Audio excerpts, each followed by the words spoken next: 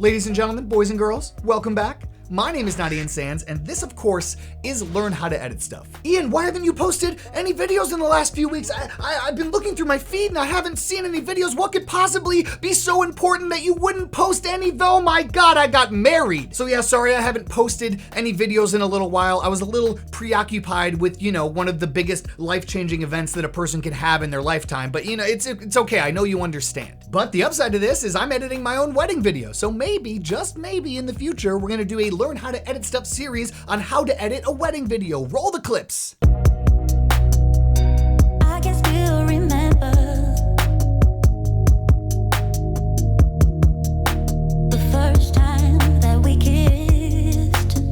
Always wanna feel like this. But we're not doing that today. No. Today, because I haven't posted in a while, I'm gonna give you guys a very closely held secret to myself, something that I use all the time when I'm doing any sort of animations in Premiere, and it's going to change the game for you. You don't have to go to After Effects anymore. You can do all of your animations in Premiere and feel confident while doing so, because I'm gonna show you guys a little hack, a little trick today that's just gonna whoa, I didn't know that existed. Such fire after not posting for a while. Yeah. Animating in Adobe Premiere. We're gonna change the game a little bit today. Open up Adobe Premiere, ladies and gentlemen, boys and girls, because we're getting started. All right, guys, Adobe Premiere is open, and the first thing we're gonna do is just drop any sort of graphic or photo or anything right on our timeline to animate. I'm gonna make it about 2 seconds long, and today we're gonna be animating this Team Liquid logo. Now, what you guys probably do when you do animations is you come over here, you come up to your effect controls, you hit position, then you come over to wherever you wanna animate to, you set another keyframe,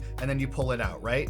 That's the basics, but look at how boring this is. Look at how, oh God, it's awful. This is so, I don't like looking at this, but I have to for the sake of this tutorial. Now, if you're a little bit more advanced, what you'll do is you'll highlight these keyframes and you'll right click and go to temporal interpolation, and you'll set it to Bezier, which is actually going to make the animation just a little bit smoother and a little less rigid. Now, if you're even more advanced than that, what you'll do is you'll tool down this position arrow right over here, and then you'll get these little Bezier handles that you can just kind of manipulate right underneath here. But what if I told you there is a more advanced way and an easier way to animate within Premiere that you didn't know about until today?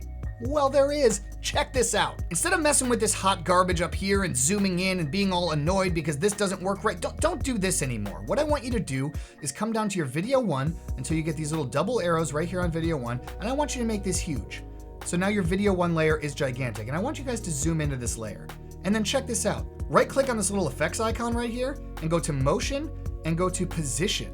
And what that's gonna do is it's gonna give you those Bezier handles right down here on your timeline that are way easier to work with because you don't have to zoom in and deal with all this BS up here. Nobody wants to do that. But now, guys, we have a nice graph right down here on our timeline that we can use to animate. So if I wanted to make a nice smooth curve, I'm gonna pull this down to the bottom, and I'm gonna make sure that the peak of the amplitude, or whatever mathematical term you wanna use, is set right to my playhead.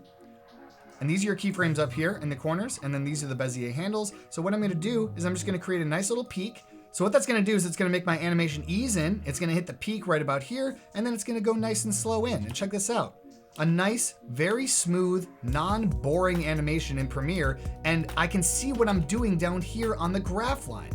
Oh, what? You always teach me amazing, mind-blowing things. I know, that's why you're here. You're welcome. So we can do whatever we want here. We can take this last keyframe, we can raise it up. So now what we can do is we can make it start nice and slow, and then it's gonna click in real fast right towards the end. Slow and click in, there you go. And we can do the reverse of this where we make it go really fast right out of the gate, and we make it go easing into the finish right here. So now fast and slow, look at that. We're getting all sorts of dynamic, really cool animations in Adobe Premiere. Now, Ian, what about motion blur? Yeah, what about motion blur? Did you know that you can have motion blur inside of your Premiere compositions when you're doing animation, just like After Effects? Did you know? Let me show you. So we're gonna delete these keyframes right out of here, and we're gonna do something very similar, but we're going to come over to our effects. We're going to type in transform, and we're going to drop a distort transform effect right onto our clip. And down here, we're gonna do the same exact animation. So right about 17 frames, I'm gonna set a position keyframe under transform, not up here under position, under transform. I'm gonna set a position keyframe. Gonna go back to the beginning, set another one, and I'm going to move it out of frame. Now, ladies and gentlemen, we're gonna highlight these. We're gonna right click, temporal interpolation, Bezier, and now we're gonna do the same thing, right click down on our effects, and look at that, transform has made itself available to us to do the exact same thing, and I'm gonna go to position, and now we have the exact same animation parameters that we did before. I'm gonna come and I'm gonna set my nice peak right in the middle right here, maybe something like that, and now we have the exact same smooth animation, but what we're gonna do is come right down over here to this use composition shutter angle checkbox. We're going to uncheck that, and we're going to crank this up to 360, which is gonna give you the most motion blur, or if you wanted slightly less motion blur, maybe we can go like, I don't know, 135 or whatever you guys wanna do, whatever you think looks good. So now we've got this nice motion blur in Premiere. You can make this more or less aggressive if you so please. And ladies and gentlemen, boys and girls, we've done some amazing things today, and all you have to do is just mess with this graph to get all sorts of different animation parameters for you and your animations. Look at that, it's beautiful.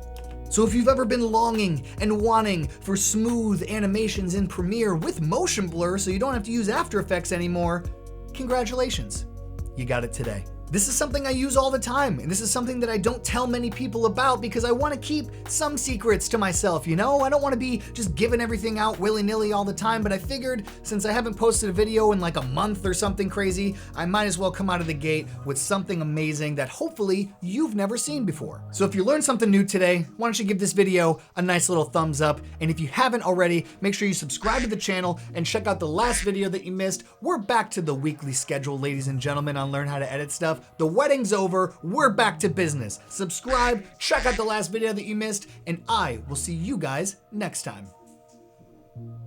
But first, coffee.